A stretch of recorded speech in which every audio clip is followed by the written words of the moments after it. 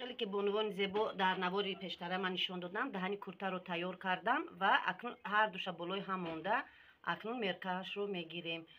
در همه نوارهای من قریب که همه کرته ها یک خیل پاره کرده می شود. من گردن وقتی که کرتچه رو موندید لب بلبش توغری بیاید. از اینجا 1 سانتیمتر جا مونده منم خیل با کرتچه نرسونده. از اینجا 3 سانتیمتر و او رو منم خیل نیم کلوله میکشید. اینجا باشد تیاری کتفش از ما قریب 11 سانتیمتر است. من 12 سانتیمتر میمونم. 12 سانتیمتر و از اینجا تا اینجا رو 1.5 سانتیمتر منم خیلی پایان میفرویم. از اینجا تا اینجا رو 20 سانتیمتر من 20 سانتیمتر موندم. همین رو یک خطی رو من خیلی کشیدم. منم خیلی من خطی روز کشیدم 20 سانتیمتر اینجا 20. بعد شیرینه ابخواد گرودی کمک از ابخواد گرودی تگی کش از ما تیار 60 من 33 موندم. حتی دوخت بریدن دا میرد. بعد همینجا دا 4 کنجا میکشیم. من خیلی 4 کنجا دیده 4 کنجا درونی همین 4 کنجا رو گرد شکل میکنید. بسیاری در کامنتار گفتن که از ما همینجا گرد شکل نمیباید چه کنیم. من یک بار خوش رو نگاه کنید. بعدی که اینجا رو من خیلی گرد شکل کشیدم یک بار تا کشش رو چنگ از ما به حد کلان باید بیاد 27 تیارش بیاد. از من اینجا قریب 29 30. بعد از اینجا مونده من خیلی این زنک ده میون در آوردن در کار نیست. هم خیلی راست کشیدم تو من اینجا اومدم. من تو اینجا من باز بسیاری میگن که بری کرتم کشو میشد، پیشش کلته میبیاد، پشتش دراز میبیاد. من در نوارهای پیشترم گفته بودم که وقتی که پیشک رو میبرید پیشک رو در بالای پشتک موندن حتما باید 1-2 سانتیمتر باید زیادی برورید. منم خیلی دیدید زیادی من زیادیه من بینشم هم خیلی زیادیه من زیادی دیدید قریب 1.5 سانتیمتر 2 سانتیمتر زیادیه. من همی زیادی که اینجا برومدگه این بویتش که ایتای کش گرفته می شود. از همینجا وقتی که استین قد پیش از چسباندنی بر من همینجا راستی سینه یک ویتچکه منم خیلی میدوزیم. من خیلی پروست رستک یک طرفش با من خواستم این را دو طرفه ویتچکه کنم از سببی که بسیار در کامنتاریا نویسوندن که برای چی پیشش کالتا پشتش دراز میبرد. برای هم من حوزی ویتچکه یک طرفه رو نشون میتیم که همی بسیاری بانوی زیبا با خطاگی رو میداده بودن در وقتی کشته دوزیشون. من پس از اون که باز بریدم تیار کردم در آخر آستین رو که چسباندم وقتی پایان کرته رو بریدم با اول من کم با کشول میکنم نگاه میکنم کنی کجاش دراز کجاش کالتا پس اون باز هم خیلی پول کروب اون رو بریده بعد تگی کرته رو میدوزیم. منم خیلی میبریم.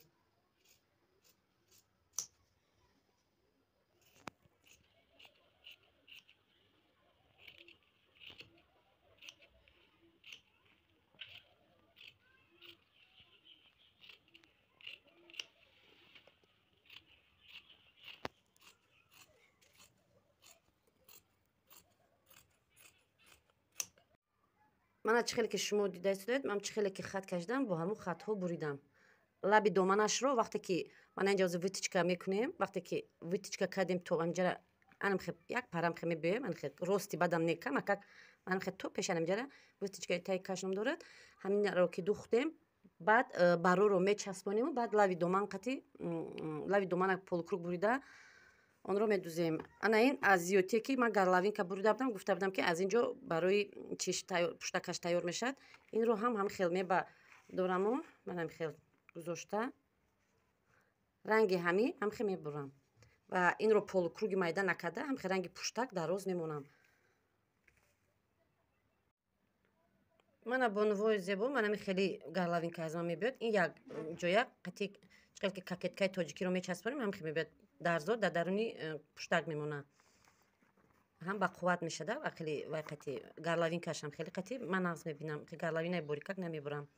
بعد نشد ویتچکش من از اینجا 9 سانتیمتر مونده من فقط پیشکش رو پشتکش نه من دیدید و یعنی راسیچکا موندم از همینجا تو اینجا خیلی راست نیستیو من خیلی کم کجالا 16 سانتیمتر موندم خطش رو کشیدم.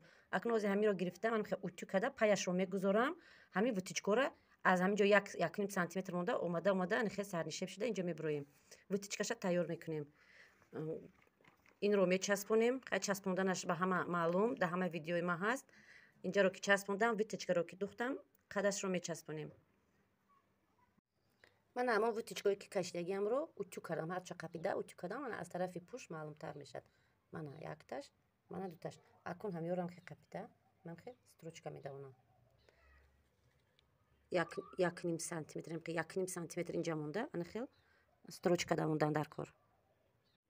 ана вытичкаҳоро ҳам духтем. манам хел, мана дидед? аз ҳар ду тараф ҳам хел. мана ҷои остин, таи каш, манам хел. Акун ёро тарафи поён утюг мекунем. баъд инҳоро болои ҳам рӯ ба рӯ манам хел мегузорем. китфоро аз ин тараф туғри мекунем, ин тарафашро нигоҳ накунед. манам хел бояд биёя. дидед? иқаш бояд зиёдтӣ биёя. ин тарафашам ҳам хел. баъд ани гарлавинкамон инҷаро аврилок мезанему чхеле ки пуштака мемонем, манам хел.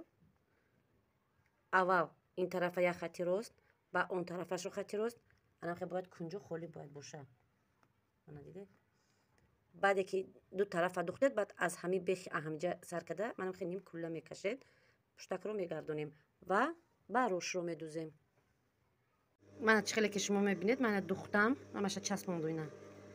гарданро аввал як хати рост инҷа духтам, баъд инҷаро ва пас аз он аз ҳаминҷо як гирдшакл духтам. пас аз он ки духтед, боз як борига дӯзед. ман ҳама вақт назм мекунам ки дарзо мустаҳкам бошад.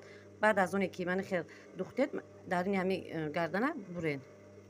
ҳамаш бур. акун инро тарафи қафо гардонда, ани хел лабаш қатӣ медӯзем. ва ман ҳозир инҷаро аврилок зада, пушташро каме ба дамобайн мечаспонам. анҷада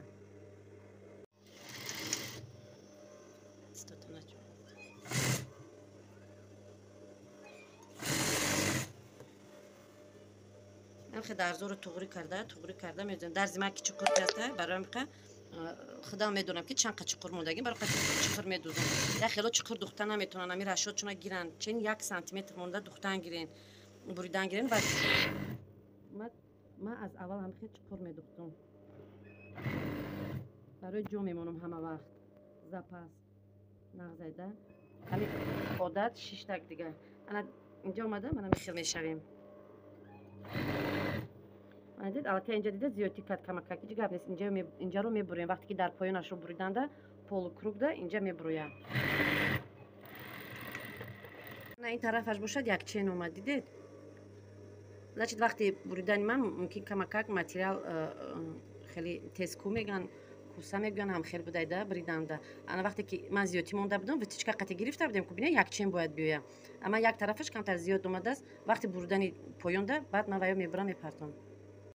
мана курта имо аз тарафи қафояш чхелӣ тоза аккуратна. мана витичкош часпонда, мана пуштакашани хел омад. ва мана боз як чизи дига, вақте ки лаби доманро духтем, ана бинед ҳамаш якчен. вай тарафеш ки камакак буромадагӣ буд, буридам. анаму 1 сантиметр ки ман зиёдтӣ мондаам, вақте ки гуфтам ку пешаш кашонам, мана бинед пеш аз пуш фарқият мекунад. акун бо дар вақти буридан нимкулла инро бо якҷоя мекунему, байна нарасида камакак дула баша, полукруг мебурем, бо ҳамин ҷоҷдам хел дароз мешавад. олин куртаи мо давом дорад, насиб карда бошад. бо остин часпониашро навор гирифта ба шумо тавсия мекунам.